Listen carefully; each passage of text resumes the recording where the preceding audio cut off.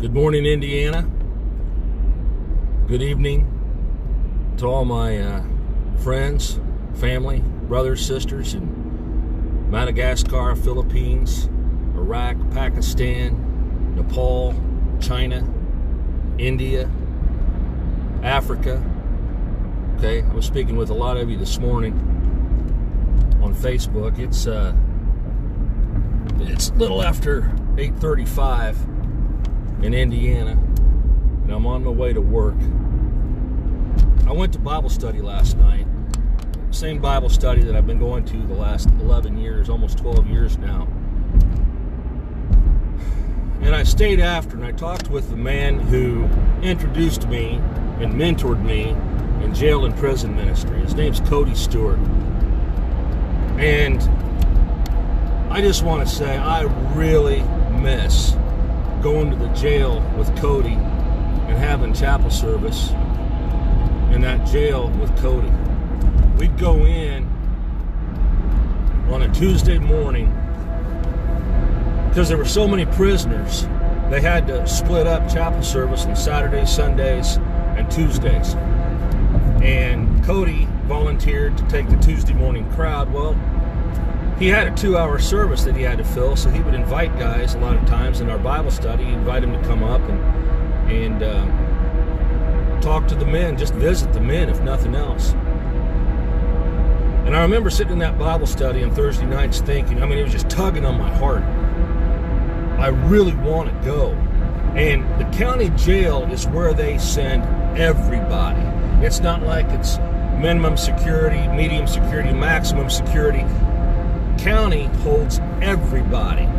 The guys who haven't paid their parking tickets, right down to the murderers and the rapists. They're all thrown in there together. Now, the violent guys, obviously, they throw them in solitary confinement, or what's known as the SHU. Okay? They're basically kids that have a score to settle with somebody. Maybe somebody disrespected them. They get in a fight. They have to stand up for themselves. They get thrown into the SHU. But for the most part, everybody is in county. And chapel, to get out of the dorm, to get out of your cell, you can either go to recreation, which is another large room, or you can go to chapel. That's it. Those are your choices. Because everything you do, sleeping, living, showering, eating, everything is done in your dorm or in your quad. So a lot of these men were hearing the gospel of Jesus for the very first time in their lives. And that's something that always blew my mind. Blew my mind because in Marion County, in the Indianapolis area, there's a church on every street corner. Isn't that the job of Christians? To tell people, to tell their neighbors about Jesus Christ and about the gospel of Jesus Christ? Isn't that their job? Isn't that our job? To tell people where our faith is? Well, it doesn't happen, obviously. But Cody told me that some of these guys, and some of them obviously were. Some of them were hearing the gospel of Jesus for the very first time in their lives. And they heard it from a guy, Cody, who was a lot like them. Cody's a biker, sleeved out in tattoos, loves whiskey, wine, whores, drugs, loved it. Gave it all up. Jesus jumped in and pulled him out. And Cody was talking about this last night. He wasn't looking for Jesus. He was never looking for God. Ever. God was looking for him. God left the 99 to go in and get Cody. And that's the way I feel a lot too. I don't have tattoos, but I was just as wrapped up in all the whiskey, the wine, the whores, the money. The money. God stepped out. Jesus stepped in and saved me, and it's hard to explain to somebody who's never been through it, somebody who's not been around it.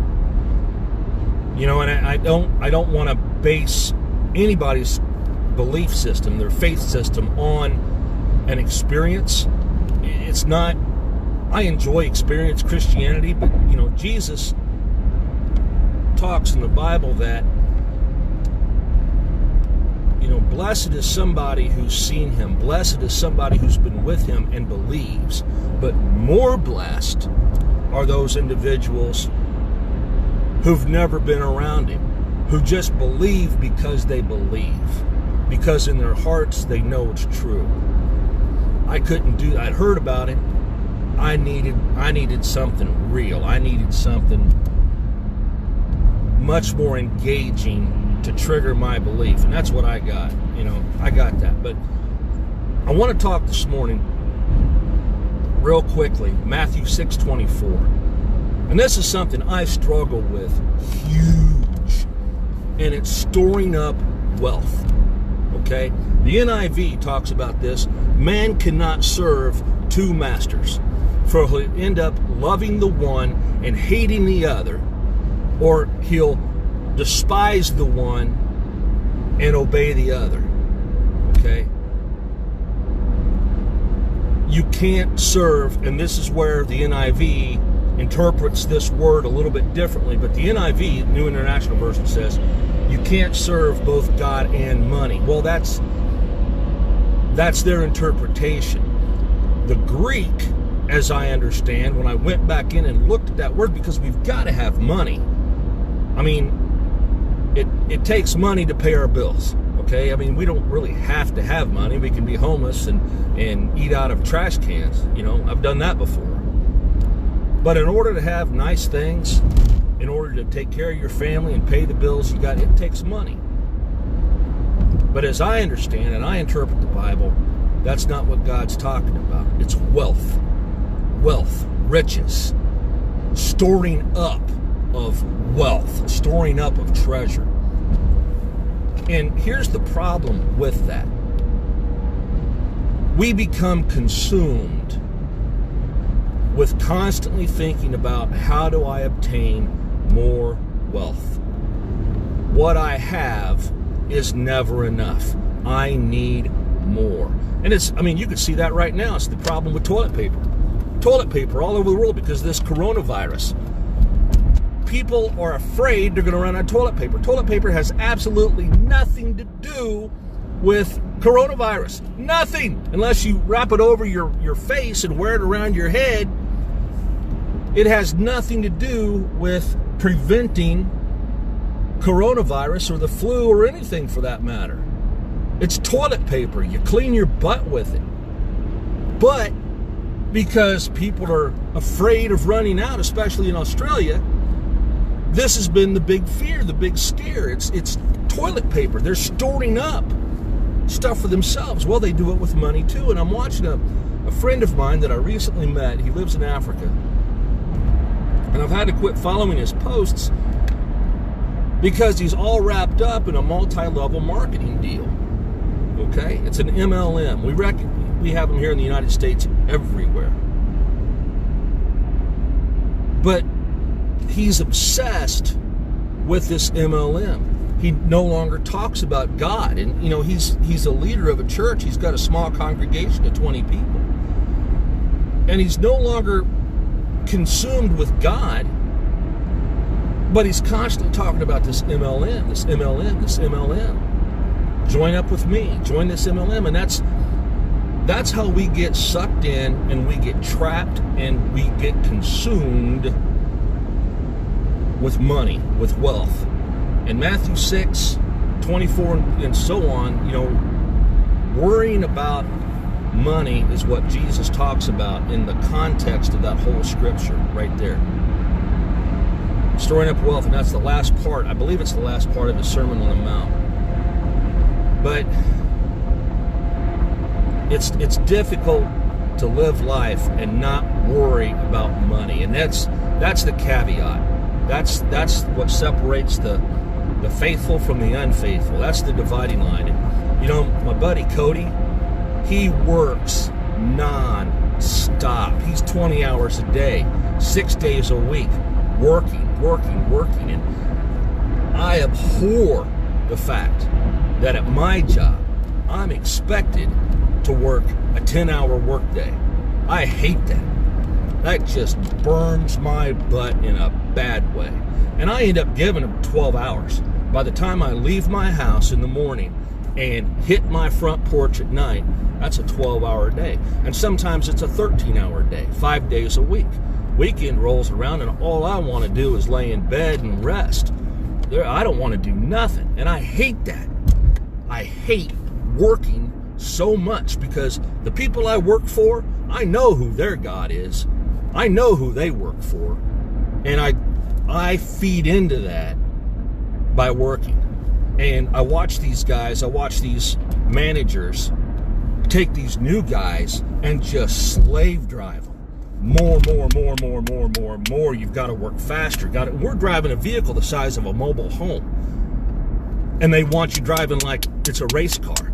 Got to get more. No man is going to put that pressure on somebody else unless money's involved. And I've been doing this for 7 years. I've been watching these guys for 7 years. I'm the mule. I sat down. I said, yank on that leash all you want to, bub, but this dog ain't working for you, you know. And Cody and I were talking about that last night. Cody gets taken advantage of big time. Cody paints cars. He does body work. He does cars. He makes good money, but he's always at work. Neither one of us go to jail anymore. And I miss that terribly. I miss that so much. So after Bible study last night, I went home, and I haven't been on the page source on Facebook in a while. I've been working with computers and working with the internet probably for 20 years on and off, and I know how to get into the coding, the HTML coding, the scripting that creates websites, and the scripting that Facebook uses, and I'm able to see how many people I'm able to influence. And I needed that last night. And I got on there. I'm influencing over 500 people. My videos, my posts, and I really needed to see that. You know, I would rather talk about Jesus. There's nothing that I need to talk about. I can't glorify myself, rack myself up. I can't build myself up, because the way I was headed straight down the toilet. I was filthy, and I was covered in filth. I didn't know God existed. I didn't know God was real, you know, and I hope I can always talk about that fact, because God proved to me He is real, very real. And today, you know, Cody and I will talk about the fact that we can't even sin right. You know, used to, we'd jump right in the booby bar and the filth and the swill and get drunk and cuss and swear and get in fights. And, you know, I feel bad today if somebody cuts me off in traffic and I cuss at them.